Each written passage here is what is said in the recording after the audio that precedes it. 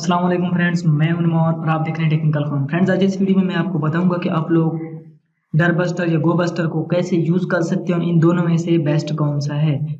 तो डरबस्टर और गोबस्टर बेसिकली जो वेबसाइट की हिडन डायरेक्टरीज होती हैं, जिनके अंदर कोई सीक्रेट डेटा हो सकता है या कुछ भी पासवर्ड हो सकता है या कोई भी ऐसा कोड हो सकता है जो हमारे काम आ सकता है, तो उनको हम लोग फाइंड करने की कोशिश करते हैं और इनके लिए बेस्ट टूल बनाए गए हैं। ठीक है, तो सबसे पहले मैं आपको बता दूं कि ये डायरेक्टरीज कैसी होती हैं या वेबसाइट।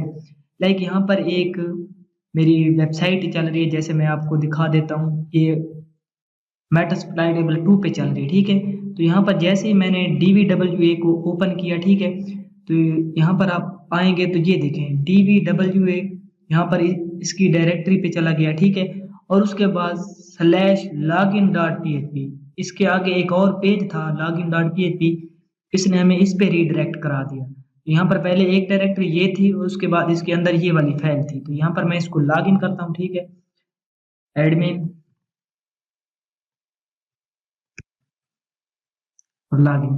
तो यहाँ पर हम लॉगिन हो चुके हैं। ठीक है, डैम वल्नरेबल वेब एप्लीकेशन के अंदर। ठीक है, अगर यह तो यहाँ पर आप देख सकते हैं DVWA तो इसकी मेन डायरेक्टरी है, लेकिन इसके अंदर अब मजीद सब डायरेक्टरीज होंगी जिनके अंदर का डाटा हमने देखना है कि ये हमें क्या क्या शो कराता है अगर हम किसी एक डायरेक्टरी से दूसरी डायरेक्टरी पर मूव करते हैं। यहाँ पर index.php है, ये जो मेन कंप्लीट है। ठीक है, अगर यहाँ पर मैं ब्रूट फोर्स पे क्लिक करता हूँ तो ये देखें, तो इसने हमें DVWA के अंदर एक और डायरेक्टरी वल्नरेबिलिटीज और उसके वल्नरेबिलिटीज के अंदर एक और डायरेक्टरी ब्रूट की। ठीक है, तो इसने हमें इस पे रीडायरेक्ट करा दिया। अगर मैं इसी तरह कमांड एग्जीक्यूशन पे क्लिक करता हूँ तो DVWA के अंदर इसने वल्नरेबिलिटीज की जो थी डायरेक्टरी, उसके अंदर एक और एग्जीक्यूट की डायरेक्टरी, कमांड एग्जीक्यूट की। ठीक है, तो इसने हमें इस पे रीडायरेक्ट करा दिया।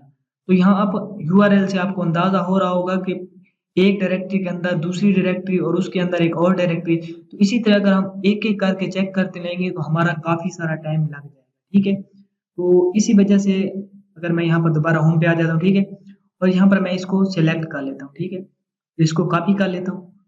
कॉपी करने के बाद यहाँ पर हम आ जाते हैं। ठीक है, तो इस तरह से डायरेक्टरीज को, तो जो वेबसाइट होती है उसकी हिडन डायरेक्टरीज को फाइंड करने के लिए हम टूल यूज करते हैं।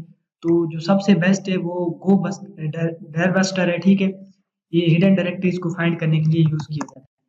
sudo su लिखता हूँ। ठीक है,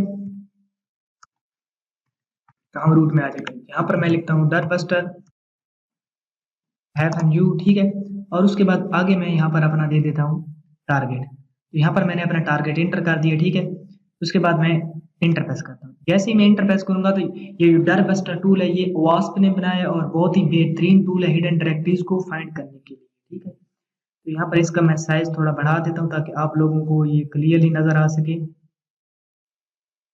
ठीक है, तो यहाँ पर हमारा टारगेट यहाँ पर सिलेक्ट है। ठीक है, टारगेट URL example.com। ठीक है, और उसके आगे यहाँ पर पोर्ट अगर आप देना चाहें तो दे सकते हैं। बाय डिफॉल्ट क्योंकि HTTP है तो ये पोर्ट 80 को ही ले रहा है। ठीक है, और उसके बाद यहाँ पर वर्क मेथड है जो use get request only auto switch head and get दोनों मेथड को यूज करें, ये हमारे लिए बेस्ट होगा। ठीक है, ताकि दोनों रिक्वेस्ट को हम चेक कर सकें, उनके ऊपर जो भी डायरेक्टरी या फाइल होगी उसको भी कैप्चर कर सकें और देख सकें।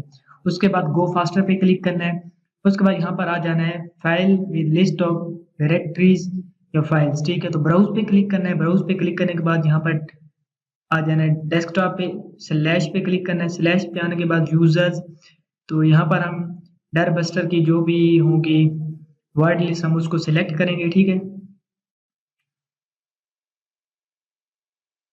तो यहाँ पर आ जाते हैं डरबस्टर के अंदर वर्ड लिस्ट।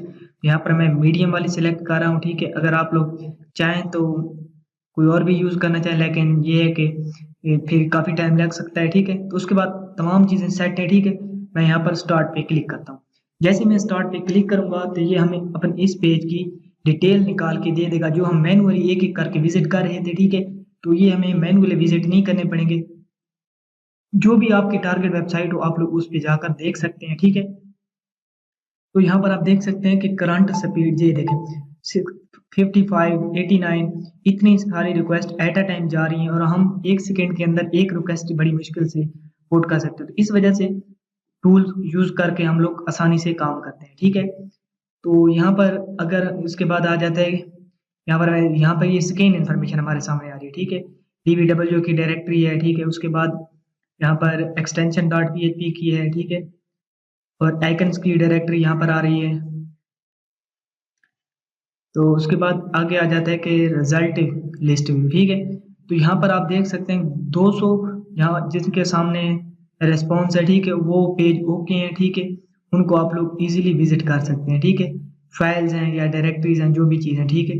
तो यहाँ पर ये देखें, ये फाइल्स हैं dvw/login.php, इसका स्टेटस जो है ओके है, तो इसका मतलब इसको आप लोग चेक कर सकते हैं। उसके बाद यहाँ पर ये देखें, इसने हमें अभी तक 2 डायरेक्टरीज या फ़ोल्डर जिनको आप लोग कहते हैं शो करवाएँ। अगर मैं DVW पे सिलेक्ट करता हूँ, ठीक है, उसके बाद मैं यहाँ पर ये देखिए इसने हमें सिक्योरिटी.php है, login.php है। तो अगर मैं इसके आगे security.php लिखता हूँ, ठीक है, स्लैश security.php, इसके आगे मैंने लिखा है स्लैश security.php, तो देखते हैं कि क्या हमें ये कुछ शो करवाता है या नहीं करवाता। तो उसके बाद आ जाता है कि about.php, login.php, इस तरह से ये आपको डायरेक्ट वो वाली चीज़ें शो करवाएगा जो आप अगर मैनुअली चेक करना चाहेंगे तो आप लोगों को काफ़ी टाइम लग सकता है। उसके बाद यहाँ पर मज़ीद भी ये देखें, आहिस्ता-आहिस्ता हमें बहुत सारी चीज़ें मज़ीद शो करवाता जाएगा, ठीक है। security.php है, login.php है। तो अगर हम login.php यहाँ पर लिखेंगे तो हो सकता है ये हमें दोबारा DVWA के लॉगिन पेज पे रिडायरेक्ट करा दे। मैं इस पर क्लिक करता हूँ, तो यहाँ पर हम वेट कर लेते हैं, ठीक है। तो ये हमें लॉगिन पेज पे ले जाएगा इस वेबसाइट के, ठीक है। तो इसी तरह से आपको आइडिया एक हो जाएगा कि क्या चीज़ आप इसके URL के आगे या उस डायरेक्टरी के आगे लिखेंगे तो आपको वो उस डायरेक्टरी पर ले जाएगा। लेकिन शर्त ये है कि इसका जो स्टेटस या रिस्पॉन्स होना चाहिए वो ओके होना चाहिए। जैसे यहाँ पर ये आ रहा है, ठीक है, या जैसे 302 है, ठीक है, या 302, अगर इसका जो रिस्पॉन्स है वो ओके है, ठीक है, 200 के साथ जो होता है स्टेटस या रिस्पॉन्स जो होता है ओके होता है, तो आप लोग इजीली डायरेक्टरीज को फाइंड कर सकते हैं। आई होप गाइस आपको समझ आ गई हो कि कैसे आप लोग डरबस्टर को यूज़ करके हिडन डायरेक्टरीज को फाइंड कर सकते हैं। तो ये जस्ट मैंने आप लोगों को एक डेमो दिया है, ठीक है। आप लोग किसी और भी टारगेट वेबसाइट को ले सकते हैं। तो वीडियो अच्छी लगती है तो लाइक, कमेंट और शेयर ज़रूर करना है। साइबर सिक्योरिटी, एथिकल हैकिंग और टेक्नोलॉजी से रिलेटेड वीडियोज़ को देखने के लिए मेरे चैनल को सब्सक्राइब कर लें। मिलते हैं अगली वीडियो में। अल्लाह हाफ़िज़।